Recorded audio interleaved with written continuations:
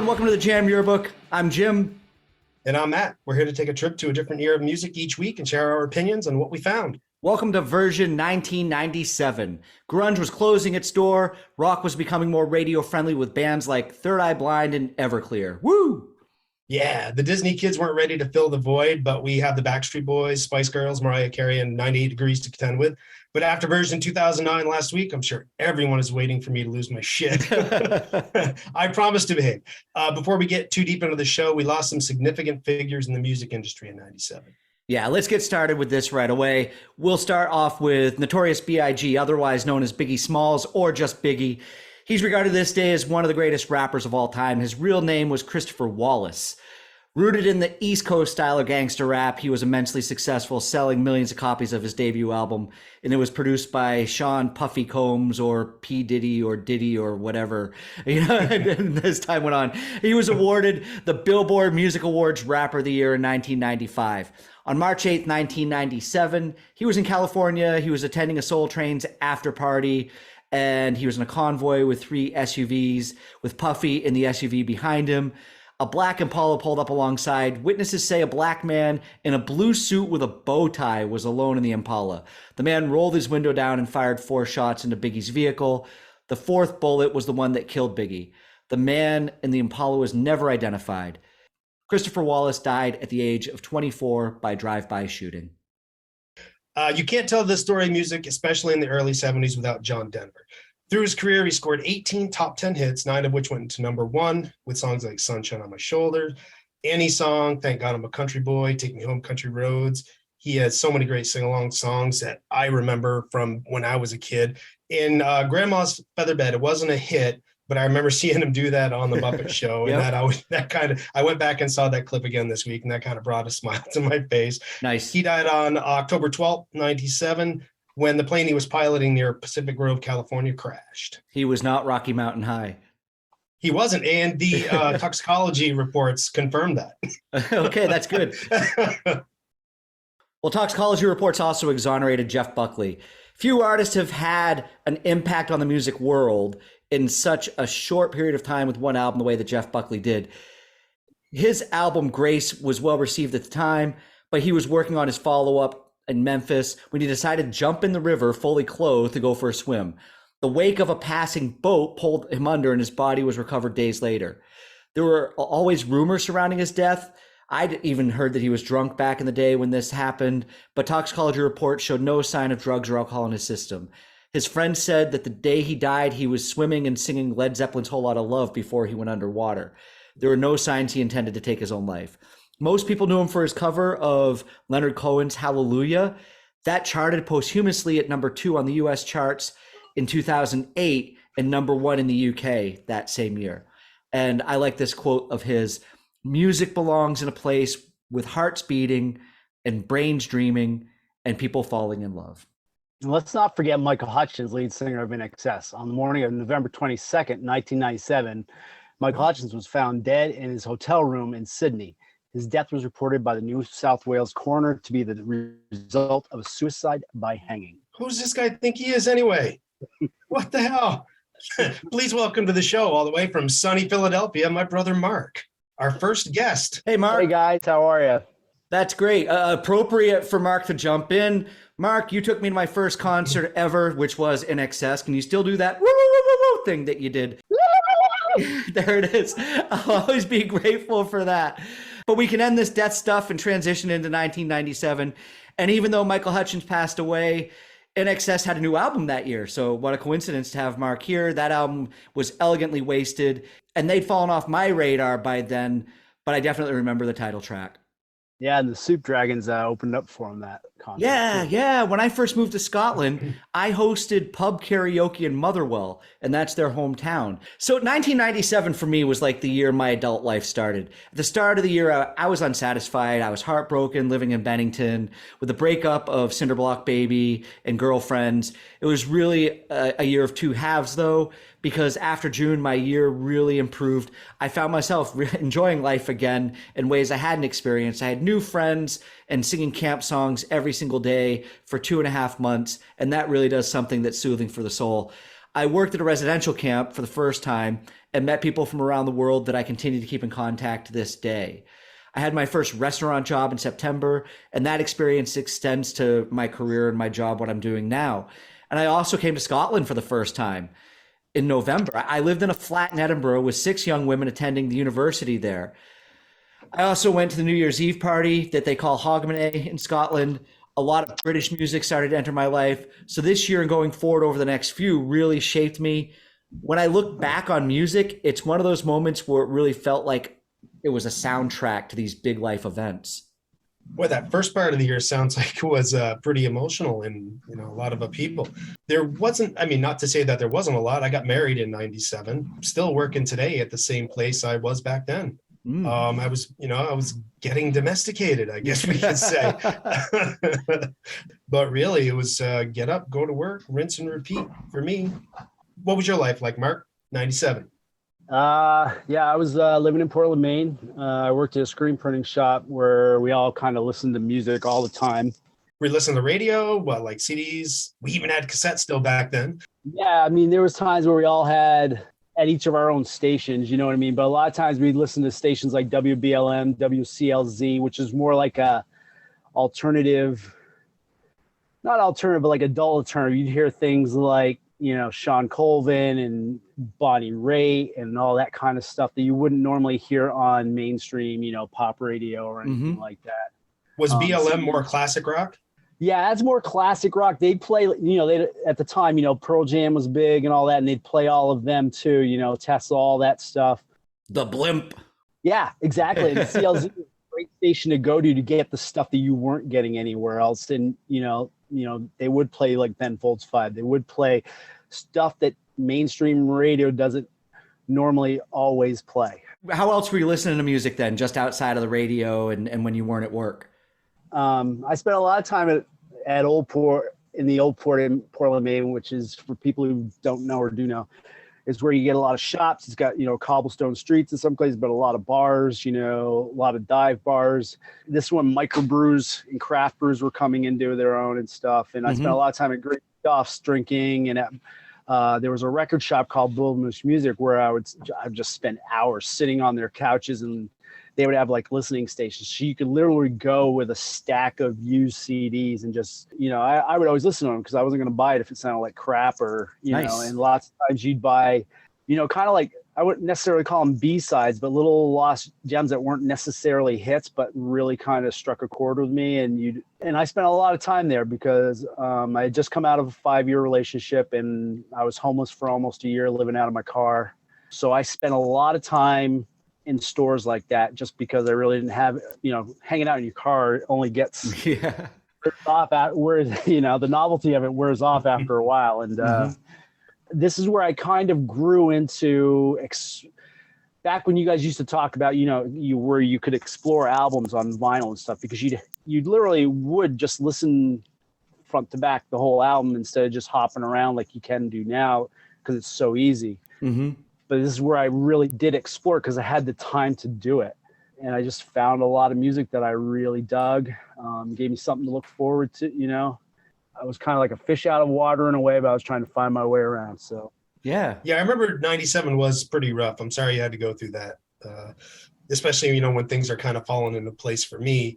And it makes me feel very thankful for the direction my life was heading. And our lives, they're kind of mimicking music in 97. There's a lot of flux with plenty of new bands. You know, there's a lot of upheaval in the music industry.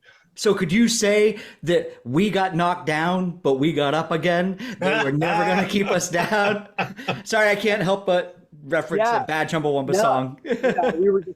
we were just pissing the night away. So, and you say like that was the only bad one. Hey, thankfully I never heard any other Chumbawamba songs.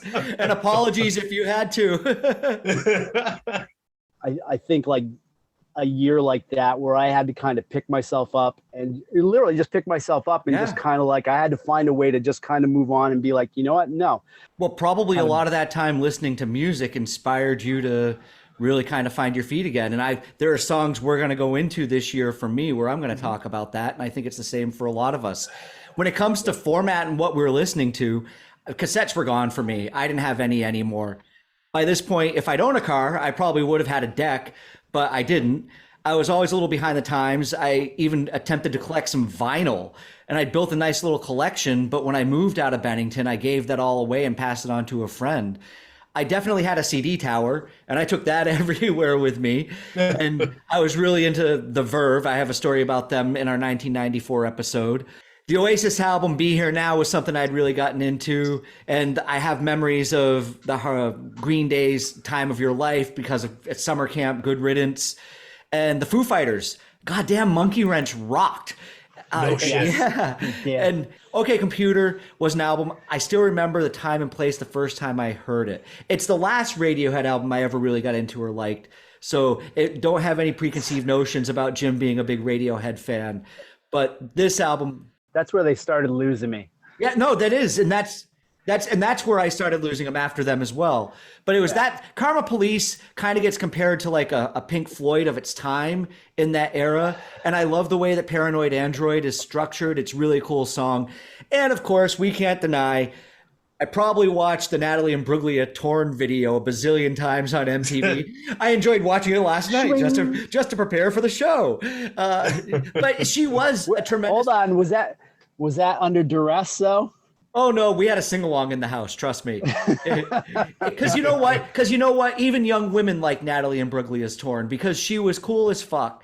And it shone through in that video. And I think the thing about her is that she was real. There was nothing made up about her. To this day, she's still putting out albums. And I think she was on TV just last year here, going out and promoting a new album. So it's interesting when you guys gave me those things, like, when I've been listening to your shows up into this point, you kind of go back and look, and like you said, you go down a rabbit hole a little bit and you find things like that where an artist who you think was like probably a one-hit wonder still has probably like to this day has like 8 or 9 albums under their belt.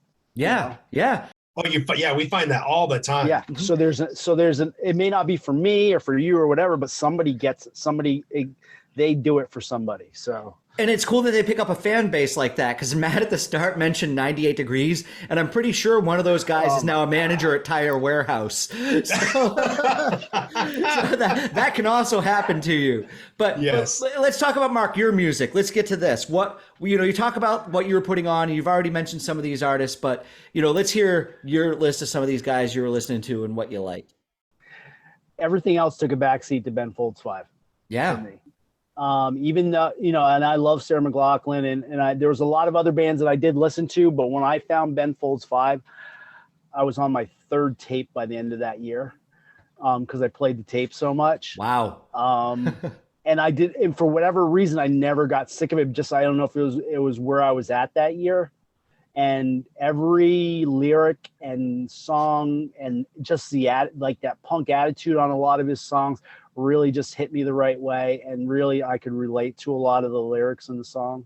Mm-hmm, mm-hmm. I really got into the Faith No More album of the year, and I listened to it was a lot of different stuff, because when I was in Portland, I think that was like the peak of my concert going, because there were so many venues for things, there was like Raoul's Roadside Attraction, which was like a dive bar off of Forest Avenue, and you go, there's a Civic Center where you go to concerts, and literally my apartment was literally right behind the Civic Center, so I could go down the street to the park, sit in the park, and concerts are loud enough where you could hear the music outside the building. Nice. So you could seriously, even if you didn't go to a concert, I remember sitting there and listening to Matt and listening to Garth Brooks 2 nights in a row because he was playing 2 nights. And I just sat down there with like a 6-pack of beer. And I think my girlfriend. Were you singing Friends in Low Places? I don't think I was singing, but I was definitely enjoying it. You know what I mean? And it was unique, and it was muffled a little bit, but you could make it out, whatever it was, for the most part. I remember walking by the Civic Center, Cumberland Civic Center we're talking about, right? Mm-hmm. Yeah. Yep. I remember going by there when there were concerts and we weren't in the building. Yeah, the drums, you could hear them clear as day.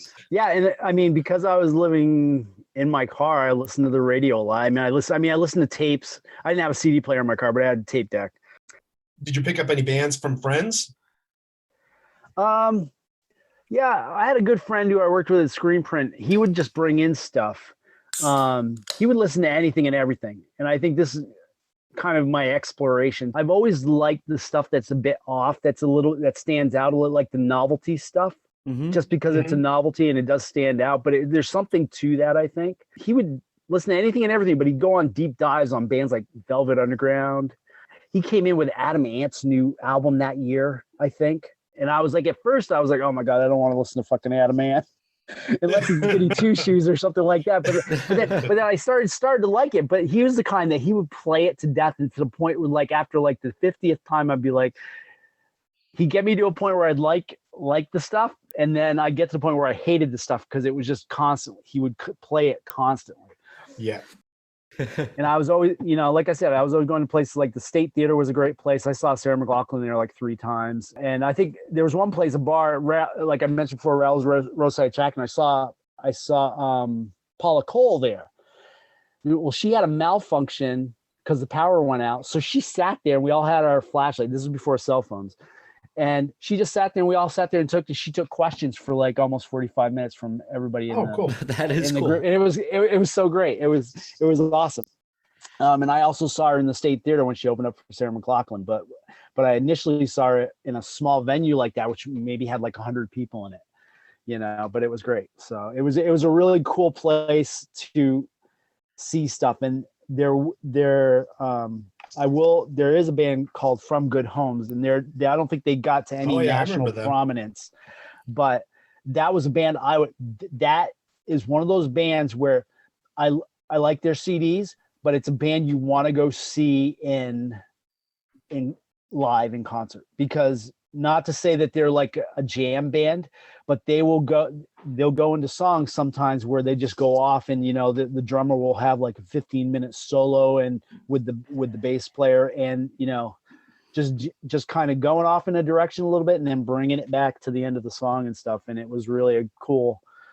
It was a hard time, but at the same time, I wouldn't give it up for the world, because it was an exploration year, I guess, of sorts. So.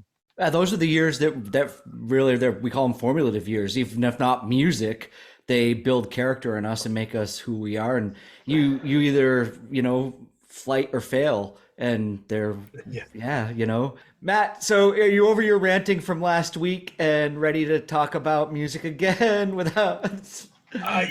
Well, I'm still emotionally scarred, but yeah, I'm ready to move on. And while I had a lot of music in the mid 90s that I liked, 97 on its own, there was some stuff that I liked, but it wasn't a overall huge year for me. We danced around some of these years of groups that I did love. And, for having this conversation in 96 or 98, from my perspective, the conversation would be going in a different direction based on the groups there. I'm not complaining. I like the way the years bounce around, and I'm realizing how I have albums that I hold on to over multiple years before moving on. And I'm finding what hasn't held up, and it's gotten me to think, was it really any good to begin with? And sometimes you just hear things so much, they grow on you. I think the time away from any music kind of helps frame it, either for my personal history or if it was just a sign of the times. And in visiting 97, I'm finding that a lot of the music was a sign of the times, because there was so much of it. It was my attention was kind of like all over the place. Mm-hmm. There was obviously a few standouts, but one of the bands that had a huge album, well, I don't know if it was huge, but I think it was highly anticipated, because U2 always, whenever they would come out with an album, was highly anticipated. But they came out with this horrible album called Pop. That they should have called it Poop. Yeah, they really should have. Really should have. Are you 12? Yes, I am. You're not wrong, but I went back and listened to the album this week, and it's garbage. And I tried to find something redeeming. I thought, this is U2. I'm going to find something on here that I'm still hearing on the radio today. Nope. Nothing was there that was worth going back to. So did you think I was going to be dismissive of it, just being my usual self? No. I had no such presumptions of that. Yeah, I just couldn't get past that first song. And, they're not afraid of updating their sound. They just missed the mark for me. But I also wonder if maybe, and I don't know if they had ever come out and said this, were they maybe trying to make a statement of pop and going in that direction, like you said, with the overdone, production of the tour and everything. They're just trying to I make don't know. money. That's all they Yeah, were doing. probably Yeah. trying to get a new audience. Hey, we're not always singing about, heartbreaking things. Yeah. Yeah, you too could make money just by showing up with acoustic. They don't make any money when they give everybody their album for free. Correct, they don't. Yeah. I won't lie, I downloaded it. You didn't have to. You got it for free. Yeah, I know. You just had to delete it if you didn't want it, then download it, because then it became your decision. We bring this up a couple of times in previous shows about you two giving away this album for free, and it was an automatic download that showed up on people's phones, and they wound up being hated for it. And yet, on the flip side of that, Rihanna gave everybody a code instead of making people download it for free, and they had the choice to go and get it, and wound up breaking the record in the week for most album sales because everybody used these codes, which I remember you guys talking about that. yeah, which is ridiculous. And like I said in that previous episode, I'd like to find out how many people deleted it, because and I'd also like to find out if you two actually got albums counts of sales for everything that went out on those Apple phones. It'd be interesting to find out if you think about that. That would be interesting how that would stack up in the stats. Yeah.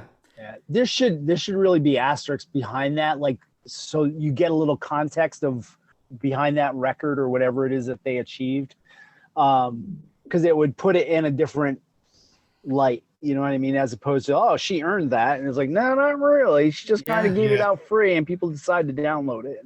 Yep. 1997 for me, that was a musical awakening. You're not going to like this next part, Matt, that I'm going to talk about. Okay. Even though I was listening to a lot of alternative rock, like I said, Foo Fighters, Mighty Mighty Boss Tones were great, and Radiohead I mentioned. It's crazy how much my perspective on pop changed. And for the better, for me, yes, but subjective to opinions. If you'd bumped into me in 1993 through the start of 97 and tried to have a conversation with me about music, I was possibly a condescending know-it-all asshole.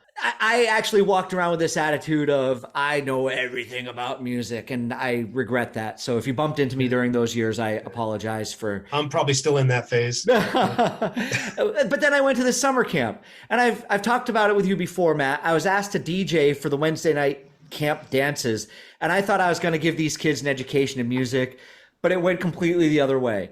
I thought I'd play some Rolling Stones, get them dancing to Me and Julio Down by the Schoolyard and some more classic stuff. But when I put it on, the kids just stood there and none of them were dancing. It was rough. I was really deflated by this. Then a few 10-year-old girls ran back to their cabins, got their CDs. Backstreet Boys, Spice Girls, all that poppy stuff. I was dreading having to play it, but once I put it on, everybody got up and danced. And I had this epiphany. All the music that I was wasting my energy hating just wasn't made for me. It was meant for the kids and for the people that were having a good time. Yeah, and I wish I could keep that in mind. I think it's a little selfish of me to hate on it so much. We all seem to become that back in my day person, about something. Well, probably like you guys having kids in your life, and I never did, but you raised them and you saw them listen through different phases of music as they were growing. It grinds you down a little bit, and you actually start enjoying stuff that at some point in your life you would have hated. Who would have thought Matt would come on these shows and be like, and I'm going to pick Kanye, and I'm going to pick Kanye. And I'm going to pick Kid Cudi. Yeah. 1987 Matt that I walked home from school with that listened to Girls, Girls, Girls would be punching 22 Matt for talking about that. But only virtually. I would never do that. But by the time I had all this music on and everybody was having a good time, I was getting jiggy with the Spice Girls, Mmmm Bopping with the Backstreet Boys every Wednesday night. It was nice to let go. There was like a freedom, a release from being so uptight about music. Yeah, there is. Yeah, I'm still uptight about pop music. It's made for a certain age range in mind, and I'm sure there aren't any meetings trying to figure out about how to market pop to 50-year-olds. Mm-hmm. Maybe it's my fear of no longer being valued, or maybe being forgotten, left behind, or it's just no longer having my taste being pandered to. I'm well aware that, there's, it's not always just black and white. They figure, and rightly so, it's not worth their time, money, and energy to try and grab that market because when you reach a certain age, you already have your biases. Mm-hmm. I'm well aware of mine. By now, a lot of people are too. For people who have listened to the last three versions, they are pretty aware of it. There's classic rock radio for a reason. The perfect example is this: when I came up to Vermont this summer, I came up with Ella. She always wanted to play her playlist, which had 10 songs on it. And for a 7-hour trip of 10 songs repeated. and granted, some of the songs I really liked. Some of them, as they were shoved down my throat, was like after a while, I was like, oh, all right, and but how many times would we play that Dimensions album over and over on a car trip down to Connecticut? Oh my God. Or like Loverboy's Turn Me Loose going down to Norwalk, Connecticut. Over and over and over. But at least we had to rewind it so that they would get at least a minute in place.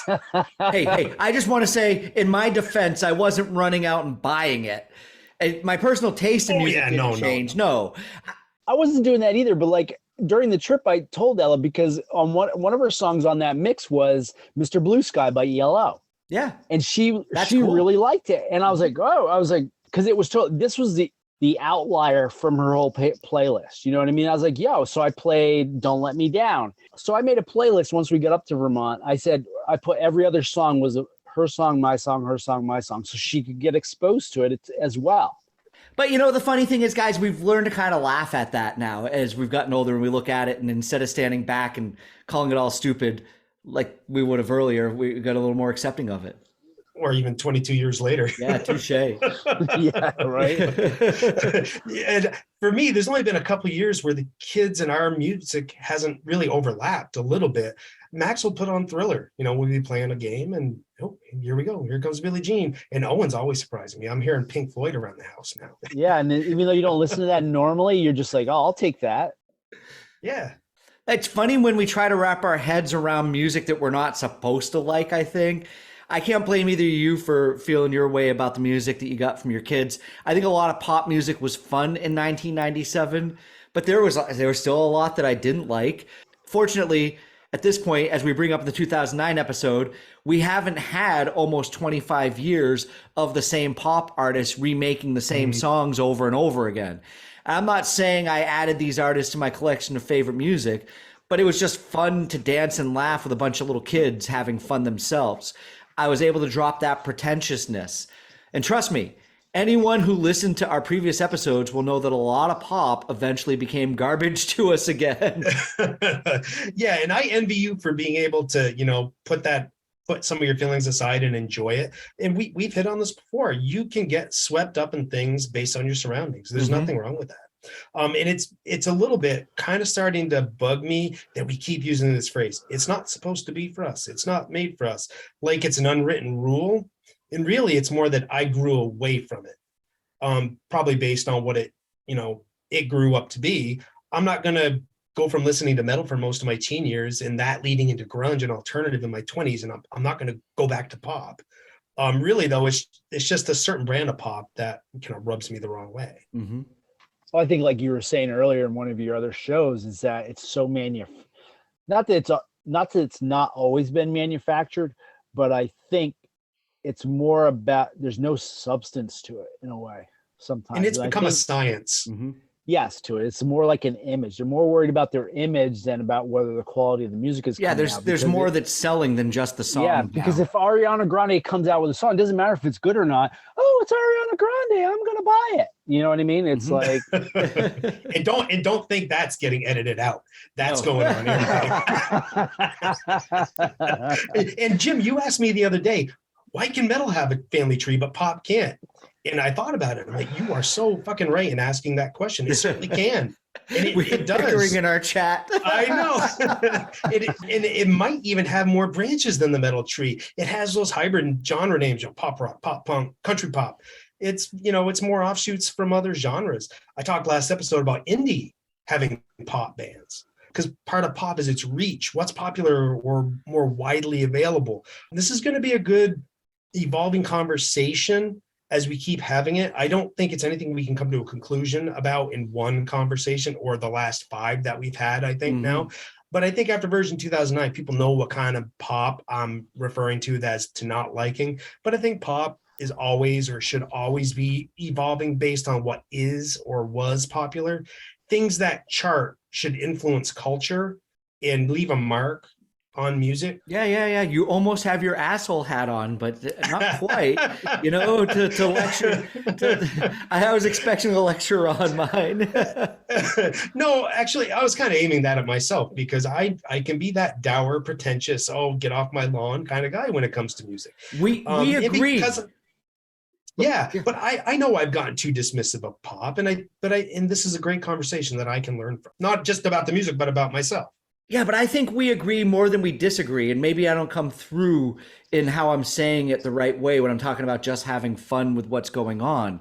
Yeah, it's more fun when you disagree. I get it. You did. No, and I think there's some value in learning more about pop and understanding the broad spectrum of music. But Yes. Hey, Jim, yeah. did you just borrow Matt's asshole hat? No, this is the pulpit. This is the pulpit. Sometimes you wear the asshole hat. Oh, wait a minute. So when I do it, I'm an asshole. When you do it, you're a preacher. I'm real jealous, guys. I'm impressed that you have budget enough for a soapbox. Look, what I'm saying is that we've obsessed a lot over pop music. And on the 1999 show, we went on so much about the Disney kids and festivals that I was annoyed with myself for leaving the Chili Peppers' Californication out. It was one of my favorite albums that year. Yeah, we got so involved in like just ranting and raving about shit that we didn't like. Yeah. but don't you find that with these shows that you get on topics and you talk about what you talk about, and then afterwards you're like, shit, I forgot about this. I forgot about that. Oh, exactly. Big time. That's what the cleanup's for. So let's get away from pop. Besides pop. Let's tie that rhythm on. Yes. What else was going on? I noticed in going back that 97 was a big year for ska. I'm talking US. Mm-hmm. There was quite a trend in the 90s. Hey, keep singing. The Boss Tones, we talked about Real Big Fish, Save Ferris. Their cover of Come On Eileen is so good. Yeah. Yeah, it was. But I wonder if, you take an outlier kind of genre like ska, and I wonder by doing a cover, while it's cool because Come On Eileen's a good song and you put this infectious energy to it. But I wonder if it can lend people to think of them as more of a novelty band and reflect on the genre, because I don't think anybody does ska lightly, right? You're doing it because you love the kind of music. Well, we gave Mark some homework. Mark, it's your time to tell us about ska. Yeah. So in preparing for the show, tell us what you have found. I still like ska to this day. Really, it dates back to 1950s, originating in Jamaica. It was combined a bunch of different genres like Caribbean calypso with American jazz and rhythm and blues. Plus, you had that punk rock energy. Some of them first bands were Toots Mytal, the Scatolites, Byron Lee, and the Dragonaires. And there were the second wave in the UK. In the 70s and early 80s, bands like English Beat, The Specials, and Bad Manners brought it back. Yeah, if you remember that. And I'm really surprised that Bad Manners in the 90s, they had an album out in 97, but I'm really kind of surprised I wasn't hearing them on the radio. No, but it was a good album. It was. Yeah, it was. I think they're better live as opposed to, what they put out. Back when after that, there was kind of like I don't know, a second wave or a third wave. I don't know if you'd call it. The US carried the momentum. And if you can call it that, bands like Toasters and Bim Scalabim. The third wave was in the 90s, which was what we're talking about now, is like the Mighty Mighty Boss Tones and Fishbone, Sublime even, and Less Than Jake, among others. But keep in mind this American ska phase that originated out of the UK, you left out Madness. And I've just got to bring them up because they still they pack arenas here in the UK. Yes. So ska peaked in the States. It was a phase, but it's kept a niche here. Yeah, but that's kind of everything in the US is a phase, right? It's always, okay, what's next? Like ska had this bubble that kind of popped, and it goes back to the background, right? I'm not saying it's dead and gone, you're just not hearing it. So I'll lead us out of that. But I remember probably the biggest kind of what you were saying with BLM and the other radio station, alternative radio for me was really like a big part of my life. That's where I was hearing all these things. And the radio station we had here, there was just, I couldn't, and going back and looking at the list of albums I couldn't believe that all of these bands I was hearing on the radio in that year. I'm like, they couldn't have been repeating these songs all that frequently because there were so many of them. Some of it now, it's being dominated by those alt rock bands that have become the next generation's classic rock. But there's no doubt some bands here, they could fall under pop. But I think too that some bands don't want that label or any label or an image that they just don't want to associate with. They're not going to want to be called country either. But how can you listen to a band like Gin Blossoms and not think it's pop rock? Hey, Third Eye Blind, Semi-Charmed Life as well. It's not miles away from Bop. Good point. It's not at all. So also, just to kind of give you an idea of the variety, it was like Crystal Method, Oasis, Portishead, The Verve, Foo Fighters, Corner Shop, Smash Mouth, Rammstein, Prodigy, Björk, Brand Van 3000, and Chumbawamba. It's on and on. It's just amazing that this was like really a true kind of like variety on one station. Even though there was so much of it diving back into it this week, there wasn't a lot that really moved me. And I don't think it really moved me then. It was just kind of like good music. It may not have hit like an emotional high for me, but I enjoyed it. I really liked it. All right, let's get away from talking about pop and the radio and everything that was going on, and let's get to our 5, because that's what we need to do. We need to have our 5. I've got 5. Matt has 5. Mark has 5. So this might be an extended show. 10. We apologize to the listeners already. 11, something along those lines. You act surprised since I'm Yes. Matt's brother. So Anyway, I chose 1997. I'll say that with air quotes. Yeah. People aren't seeing that. We knew Mark wanted to come on for 97, so we were happy to have him here. But since we spoke in the previous episode about 97 being my choice, what that means is I go first. Okay.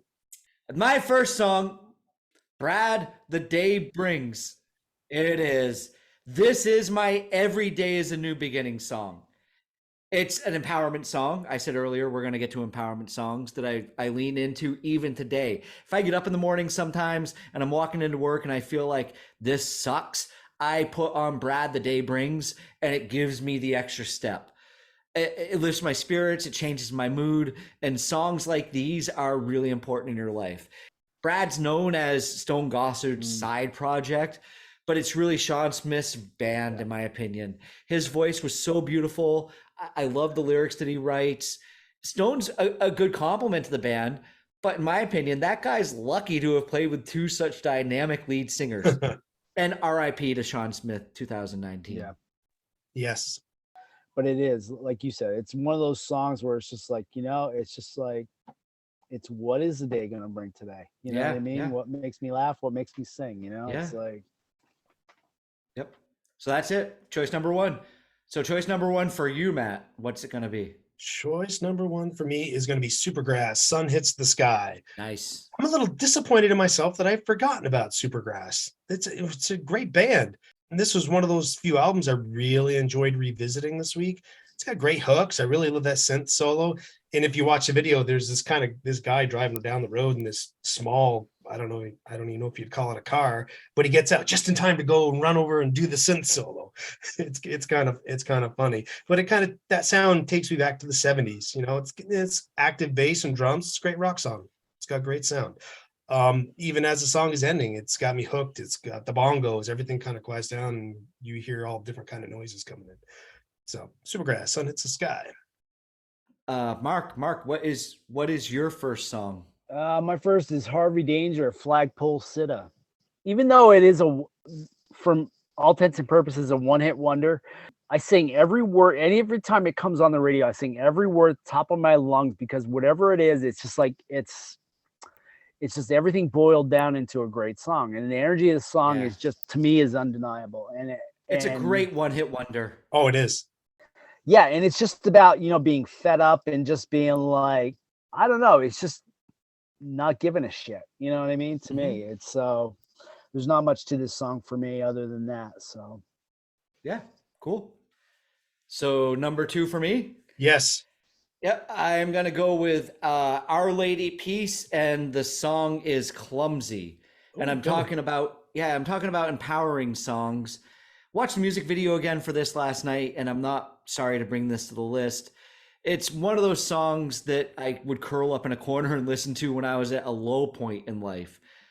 Again, it's a lyrical thing that drew me into the song. I don't really know what happened to Our Lady Peace, so here I tell you that Supergrass is on the TV over here, and I see them, but I don't know what happened to Our Lady Peace. But They this put out is a an song- album in 2019 or Okay, I've 2022. I've got to go take a look for it.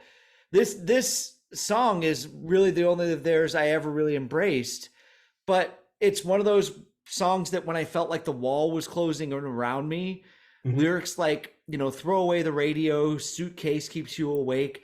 I was traveling, I was moving, things were going on in my life. And you ever have those moments where you're down, you're sad, and something's happened, even heartbreak, and every single song that comes on the radio is just digging deeper and deeper and deeper into it, and you have to throw away the radio because it just doesn't help you. Hide the telephone, and you realize you're just not okay.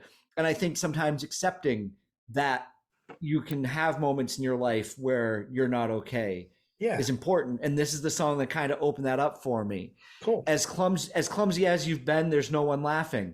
So you're stumbling over yourself, you're making mistakes, but it's not funny. No. It's not something that people are laughing at. Yeah, we've all been there. And I still remember, here 25 years later, what it felt like to listen to those words. So cool. That song is on the list for me. Number 2. On to my number 2 is Live with Lakini's Juice. Great song. Yeah, I love that chunky, abrasive guitar in the beginning. Then they double down with that overdriven bass. So it really kind of creates this kind of stressful atmosphere, and it cycles between that aggressiveness and quiet. And the orchestration kind of ties both worlds together. I wasn't sure the song was going to make the cut because live is a little fatigued for me. I listened to Throwing Copper and Secret Samadhi a lot. I killed it for myself because I loved them so much back in the day. But after a couple listens, I was back on board because of that atmosphere they created, and Ed really sells it when he sings. Yeah, he does. Yeah, he does. I met Ed Kowalczyk in 2011, and I had a conversation with him. I may have had something to do with introducing him to his wife.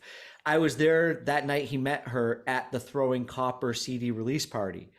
But that's a story for a 1994 episode when we talk about that. Oh, come on. You can't tease it like that. I'll tease it like that. I'll tell you after the show. Like this. All right, Mark, that was my number 2. What's yours? My number 2 is Mighty Mighty Boss Tones Royal Oil. I had 2 songs originally on my top 5 that you guys from groups that you guys had both had on here. One was no, your original 5 was like a 10 list, and the top 5 were Ben Folds 5. Correct. But we won't go into that. We'll go into that in probably my number 1, my number 5 song. But like I had a Supergrass song originally on my top 5 called Late in the Day. And it's from the same album that Matt had his song from. I chose to take it off. It's a great song, but it became even greater a couple years later than what we're dealing with now. Honorable mention alert. Correct. Yes. And then originally I had Mighty Mighty Boss Tones, the Rascal King on here because Jim originally had Mighty Mighty Boss Tones Royal Oil on his top 5. It's 2 honorable mentions. Let's go. Yes. Let's go. Yeah. Let's go for the trifecta. Come on. That's right. I learned from the best, Matt. But to me, this, like, even though a lot of their songs have that ska beat and stuff, this one to me has that ska reggae beat to me, which I really like. And to me, basically, it's not real deep for me for this song. It just boils down to that this is a drinking song to me. You can just sing to it and just get lost in the groove of it. And then just like, once it's done, you can like, okay, I'm back. We can do this. So that's awesome. That's great it. song. Yeah. You know? All right. So number 3 Jim. for me. Number 3, a Scottish band. I'm surprised that it's not been brought up because Matt seems to have this obsession with Scottish bands. But it's a band called Texas. So a Scottish band called Texas. And the song is called Say What You Want. I talked earlier about how I had attended the Edinburgh Hogmanay New Year's Eve party here. And after the countdown to midnight in 1998 arrived, there was a huge fireworks display that would put Disney or anything you've ever seen to shame. It goes off over an ancient castle while you're standing 200 feet below on the street watching it happen. I'd never seen anything like it in my life. But down in the gardens, which sits just down below Princess Street, where we watch the fireworks going off, once it ended, Texas started playing this song. And this was their big hit in the moment. So I talked again once earlier about how some songs in this year were like soundtracks to my life. And that was what this song was for me.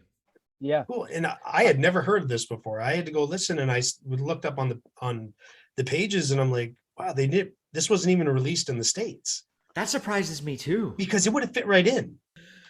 All right, Matt, what's your number 3? My number 3 will be Morphine, Early to Bed. Nice. And this, again, it's not a big emotional attachment to the song, but I kind of found myself listening to the song quite a bit this week. It's that breath of fresh air. You're not going to hear much like this, especially on the playlist. It's very sparse, and I really like the saxophones in it. Yeah, Morphine had a horn section that was really cool. And I talk a lot about how I miss horns and saxophones and, stuff being in songs. And Morphine really did a good job making unique use of horns in alternative music. Oh, yeah. And they sounded excellent. They sounded real. Yeah, they did. They just sounded real, which is, as I always say, that's what would bug me, in some of the years, it just stopped sounding real. But so that was mine. Mark, what do you got? I have Faith No More, Last Cup of Sorrow. Like I said before, this was a really good album for me. It's probably one of my favorite Faith No More albums. I was never a huge Faith No More fan. I got into Mr. Bungle a little bit, which I really liked, and I think Matt has brought up in the past. But this song for me is kind of like this song does for me what The Day Brings does for Jim. Nice. It is a positive song, but it reminds me not so much to get caught up in my darkness, which I tend to do, where I tend to retreat and stay wrapped up in like a nice warm blanket. But it's also like, hey, be confident. You might surprise yourself. I don't play it every day, but I do play it. Like I probably listen to it at least once a month, where I'm just like I don't know if it resets me, but it's maintenance. Yeah, it's maintenance. And it's just like, you know what, Mark? I know you love the darkness, but you got to come out in the light sometime and function a little bit. Yep. Yep. My number 4 song is a song that's very well known now. Probably people are going to go, oh, it's been overplayed. It's been around for a long time. But in 1997, when it came out, it hadn't been. And that song is Everlong by the Foo Fighters. For a long time, I considered this to be one of my favorite songs of all time. Dave Grohl wrote this about the collapse of his divorce and from his first marriage. And it kind of hits right in the feels for me. If everything could ever feel this real forever, gotta promise not to stop when I say when. It's got great lyrics, music structure, and the drumming in it is just incredible. And the best, I think, of almost any pop rock song you've ever heard on the radio. The music video is fantastic. A lot of Foo Fighters videos are about a surreal dream that's attached to it. Another cool tidbit about the song is that the Foo Fighters actually canceled their South American tour to be the last live performance on the Dave Letterman show.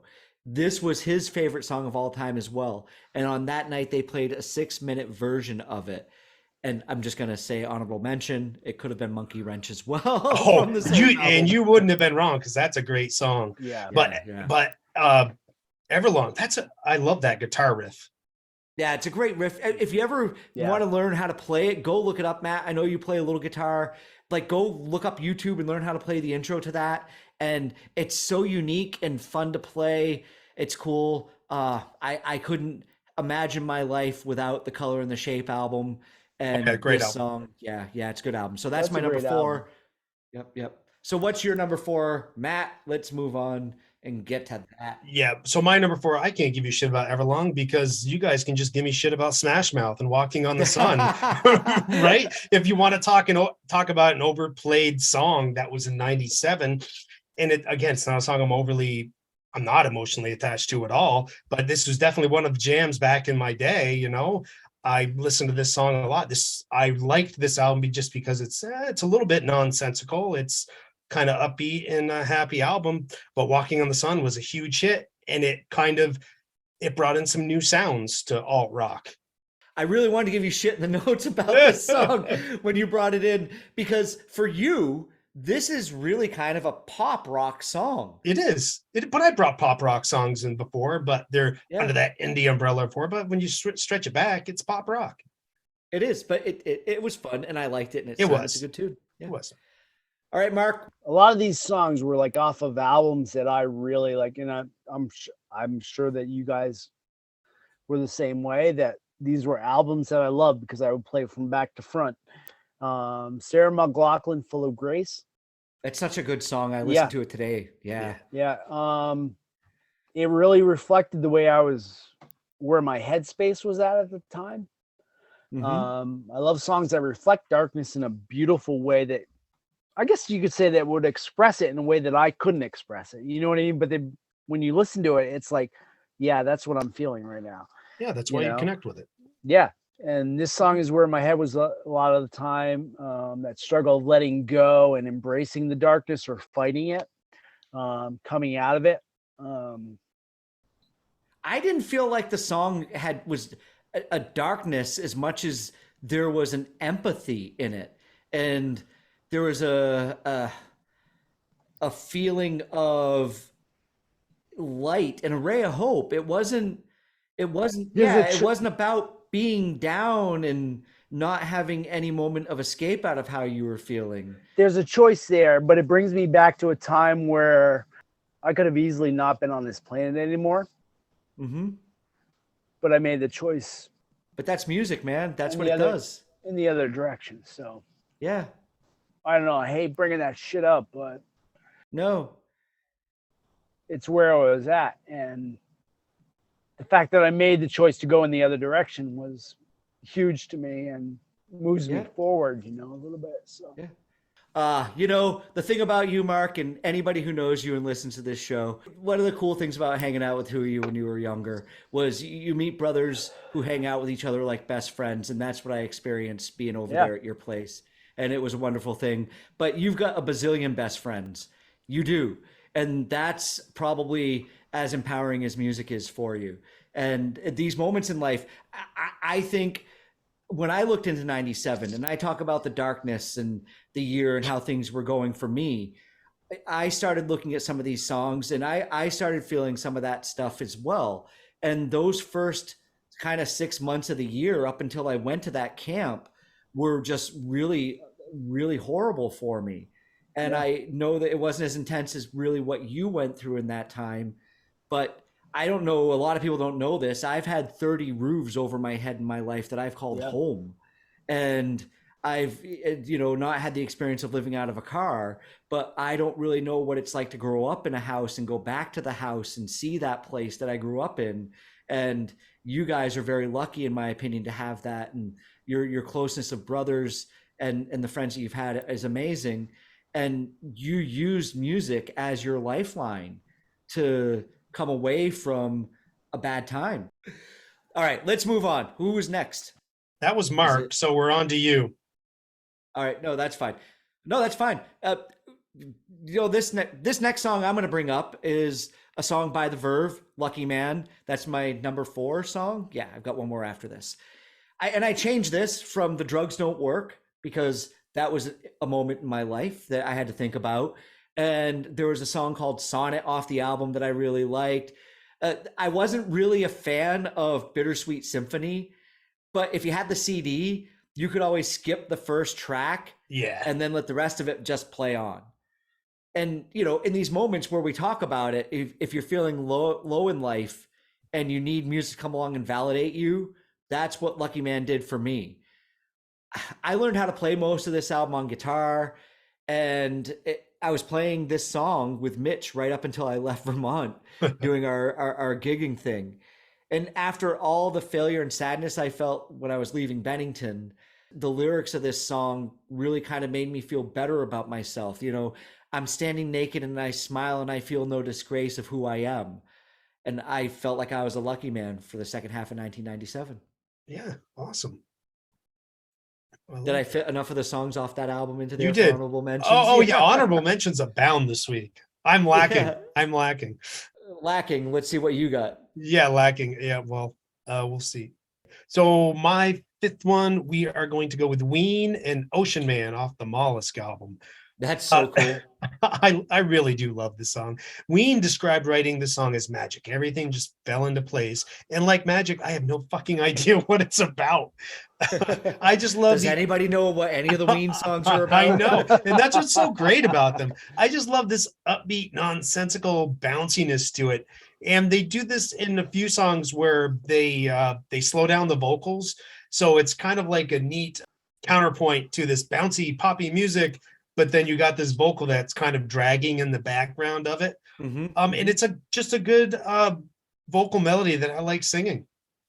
What I think with Ween and their music is that they're great at writing very conventional pop songs with really cool changes, but then they know that they're self-aware, so they record it very differently. Yes. And they make it sound very unique so that when you hear it, you immediately know, well, that's Ween. Exactly. You know, have you ever seen Ween live? No. You have to. Yeah, that would be fun. Make it a mission in your life to see Ween live, because I didn't really ever understand Ween until I went and saw them in concert. I kind of like their music, and there's, you know, Chocolate and Cheese we might get into in that year and some other stuff. But when I saw Ween in concert and saw them performing these songs where the vocals weren't turned down or slowed down and dragged. They give a straightforward performance. Straightforward performance. I realized, holy shit, these songs are all really, really fucking good. They just wean it up. Yeah, they do. They wean it up. But it's like, you know, like you said, it's like a lot of times a band doesn't jive for you, but then once you see them in live, it's like, I get it. Holy shit. There's a shift there that's like, yep, I get it now. And then when you go back and listen to the tape or the CD or whatever, you're like, I get it now. It's like it clicks for you. Mm-hmm. Yep. Mm-hmm. All right, Mark. You're number 5. My number 5, Ben Folds 5, Whatever and Ever and Amen, the whole album. No, that's not how this works. That's not how this works at all. You don't understand the assignment. There was a lot of songs I could have picked off. I could have picked every single song off this album. You did it first. I picked Battle of Who Could Care Less. As I don't know if I've stated a lot before, but I found Ben Folds 5 at a pivotal point in my life. And it was first time music lyrics spoke to me in my experiences and got in my bones. Seriously. I kind of equate it to, it's my like Grateful Dead or my Dave Matthews bands. You know, you have those fans of those bands who just like go to every show and just like everything they put out, they just devour it. Yeah. They just devour it. I can really put any song from that album on that list. I know you guys have talked about this in the past in previous shows where you really love an artist so much that you hope that they don't become popular because you just want them to be yours. Mm-hmm. Yeah, that's like sense? a double-edged sword. You want them to be popular, but you don't want them. You want them to be popular, but you don't want them to be popular because you know what? They really speak to you, but I don't want them to I don't want to share them with everybody else. Because you don't want the shallowness that people have in that music. You want, you know, there's something that means more to you, and you know that if it becomes really popular, that people will not have that same kind of feel. They'll have a surface. You know, liking of it, or they'll like it because other people like it. We talk about that, you know, with pop music. And they're not liking it for the reasons that we do, where there's some real depth to the why the artist wrote it and why it means something to us. Yep. Yeah. Mm-hmm. And it's so I easily could have picked Song for the Dumped, and my first choice was One Angry Dwarf and 200 Solemn Faces, because when I initially heard Brick, I went out and got the tape, and then that's the first song on the tape that you hear is One Angry Dwarf, and I'm like counting the songs off the album. I got tally marks going on. So is that all of our 5s? That is our 5, and with we can put 97 to bed. Yes, we can. Like, you know, before we finish, I'm just going to make sure that I say at the end of this show that, Mark, thank you for coming on and being part of the show with us. Yeah, it's been thanks, great. bro. And and for Thanks, bro. your willingness to share with us. Both of you guys have been very significant in my life. I talk about the summer camp that I went to. I'll never forget the day that Mark walked into the movie theater that I was working at and looked at me and said, "Hey, do you want to come work at a summer camp for a week and volunteer?" And that changed my life. And I'll never forget the time Matt came over and said, "Hey, can I store my bass amp at your house for a while because I don't have space for it?" And that changed my life. And both you guys have had a great impact on where I am today. And talking about music with you, Matt, and quite honestly, living in Scotland probably extends back to that day that you asked me to come and work at summer camp. And I'm glad. Yeah, Awesome. it does though. It does. So we're done with 97 and you chose 97. So I'm going to choose where we're going next. And I am going to choose 2019. So we don't have to go too far back in our lives to figure out what was going on. It should be mostly on the tip of our tongues. All right. So if we do 2019, you got to make a deal with me. We're probably going to hit a lot of shitty pop music that you don't like again, and we're going to put this to rest. I am Can we going do to this? do my best to talk about what I enjoyed. That sounds good. And let's try to wrap our heads around why pop music is the way it is and why it has sounded like it did for, the past. Why are you the way that you are? We'll have to find that out. All right, so we're going to wrap up this episode of the Jam Yearbook and say goodbye. Thank you again, Mark, for being our very first guest, and what an excellent guest you were. And again, thank you to everybody for tuning in and participating in the polls and everything on the Facebook page. And we will see you next time for version 2019. Say goodbye, fellas. Goodbye, fellas. Peace, love, and podcast. Bob.